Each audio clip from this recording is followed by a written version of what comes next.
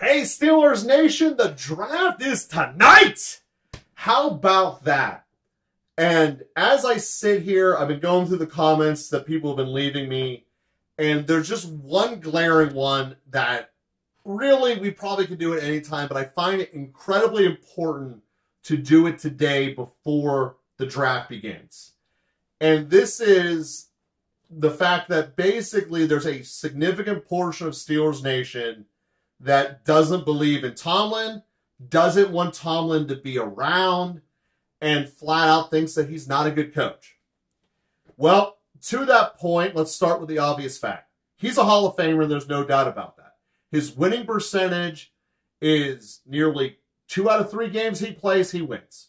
That's Hall of Fame. It's a better winning percentage than Cowher. As many Super Bowls as Cowher. And at the end of the day, he creates defenses under his tenure that are amazing. So when we look at this, the answers that I've been given is he only works with the talent he has. He doesn't develop anyone. Well, that is a factually incorrect statement. Tomlin is one of the teams, the Steelers being, that they actually improve on the field as the season goes on. Again, I have watched over 1,000 hours of coaches' film game tape across the NFL just from last year alone. The Pittsburgh Steelers are one of the few teams that talent-wise get better as the year goes on despite injuries. Because every team gets injuries. That's a fact of life. But most of them teeter off as the injury train comes along. And Tomlin's teams are essentially ineffective. They continue to grow and to improve. Now, obviously, there's exceptions. Not every one of his starting 22 improve year over year. It's not practical or probable.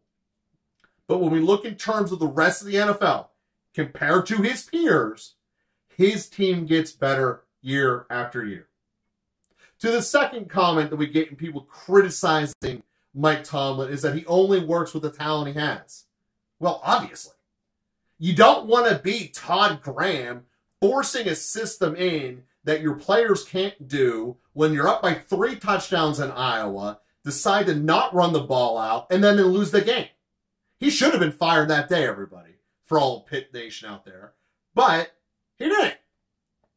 You use what you have instead of trying to force people into positions that they're not.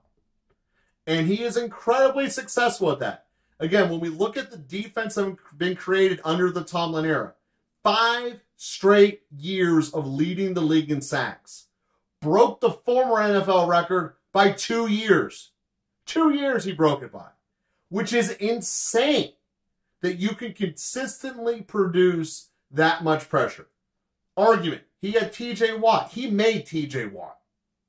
T.J. Watt was not the first corner taken off the board. He was not the top 5 pick. T.J. Watt developed under him. This is a fact of life. And it seems that we want to do 2 things whenever we're talking about Tomlin. It's either he got lucky and all these people fell into his lap and he had nothing to do with it, or we criticize him for drafting and picking up players that ended up not turning into anything. You don't get it both ways. The simple fact of the matter is that Tomlin is instrumental in putting players in their best position. It's also the players' responsibility to improve themselves. Tomlin's not the one lifting weights and doing strength training with these guys. You know, it's in their body, it's their responsibility, but Tomlin does put them in the best position to win on Sundays.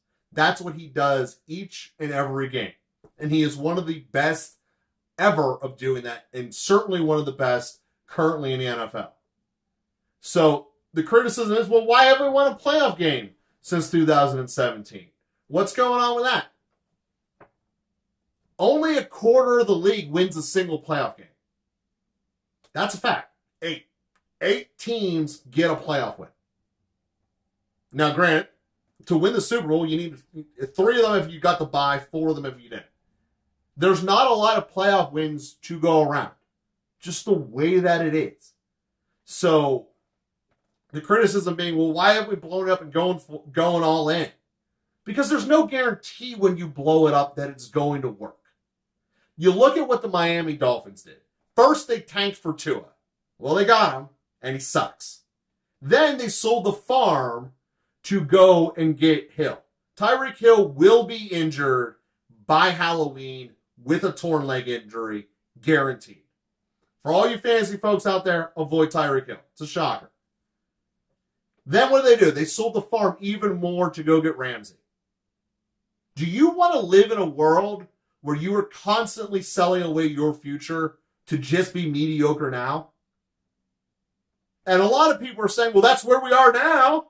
Well, at least A, we have the future, so we're going to have a first-round pick every year. But B, what the Steelers have done is sustainable. There is no situation where the Pittsburgh Steelers do not keep the talent that they want to keep in the way that they are framed. Granted, it could change if Kenny explodes as a Ben-level talent, and the amount we got to pay to Kenny in the quarterback position returns to what it was with Ben.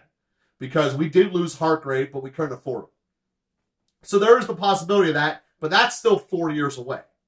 Tomlin goes out of his way to put players in a position of success. And he puts the franchise in a position of success.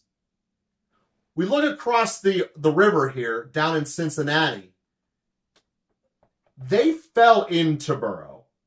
He got his leg broken, and then they fell into Chase. Yes, they have an incredible building block between those two. But is there long-term stability there? Or are they going to return to what their historical franchise is? An inept head coach, and eventually penalties will destroy them. Well, they got the first one. Second one's only a matter of time. So when we look at where the team is going, would you rather be in a spot where we're not banking on lottery picks, we're not banking on connecting on another first-round pick and hope it works out while the rest of our team is teetering down?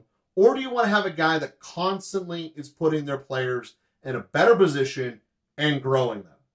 His defensive schemes are ahead of league average. When you watch enough of the coach's film, there is no other way to say that.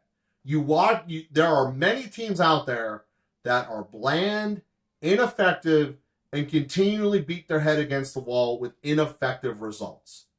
San Diego Chargers come to mind. This is why they can't put anyone away.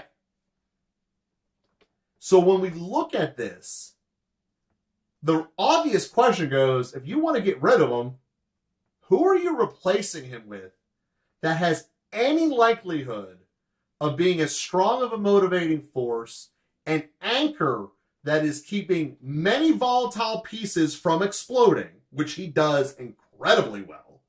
I mean, he got a crazy person under wraps. How are you replacing this? How is it even possible to think that there's someone out there who could do this?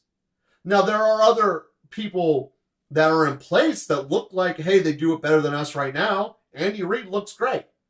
Well, without Mahomes, Andy Reid really ain't nothing. But he has them, and that's fair. And he keeps them winning. Doesn't lose division games. Andy Reid is a great person. Andy Reid's also a Hall of Famer. You're not getting Andy Reid. You're not getting Belichick. You're going to be getting the equivalent of a Mike McCarthy. And who the hell wants that? That's not going to move the needle and make this team better in the long run. Tomlin has a vision. Now, granted, there has been times it didn't work out. Worlds come to mind. But the concept and the strategy of what he was going for still was correct. So I go through all this saying that I don't know exactly what's going to happen tonight at the draft. I know what I want. I've articulated it many times. I want Christian Gonzalez without having to spend next year's first or second round picks. However we get there, I'm all for it. I don't see a way of getting there without also trading Deontay, but I'm already there. And if he can do it in such a way where he keeps Deontay first round next year and second round next year, that would be amazing. I just don't think it's possible.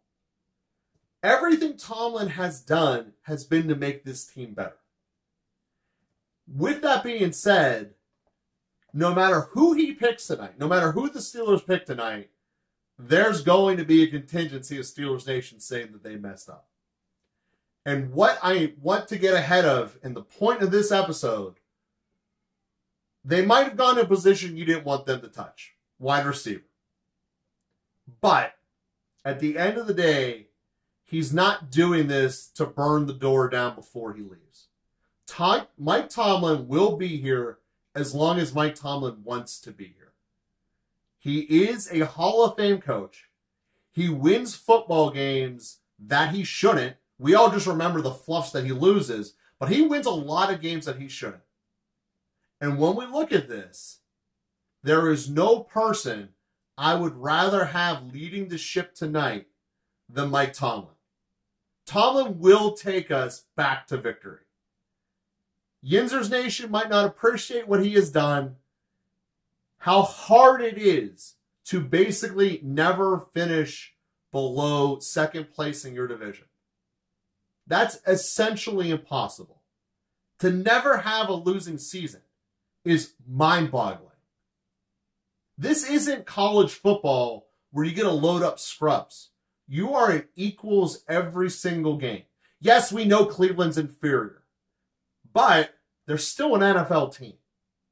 And the bottom line is, Tomlin is the absolute best person for this job.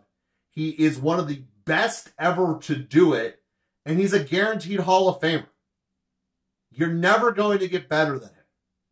And yes, the Steelers have gotten incredibly lucky. 3 Hall of Fame coaches in a row. Astronomically illogical to assume that that was possible, let alone add another one.